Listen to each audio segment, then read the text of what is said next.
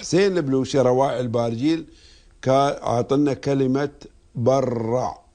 برع زين، واظني اشهرها اللي هي في درب الزلق لما حسينو صار عند المدير، اظني بيقول له انا متاخر حتى ما نطقه صح. بغع قال له برع يعني خارج، ونقول اطلع برع. برع البيت يعني اطلع برع البيت. يا ريال بيته هون، لكن ساعات حد منهم المدراء قالوا له اطلع برا كذي بهذا. طبعا يشكون لي الحال، ايه انا لا اسمعك تقول انت بدك قايل، لا ما حد يقدر يقول حق. ايه حق ابو عمر سامع.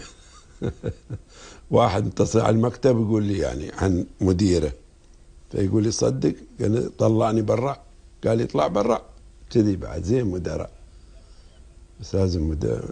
ايه بعد منو، لكن الحين منو، الحين الطالب يطلع المدرس.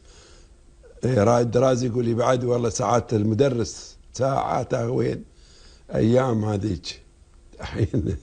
الحين الطالب هو اللي يطلع المدرس برا.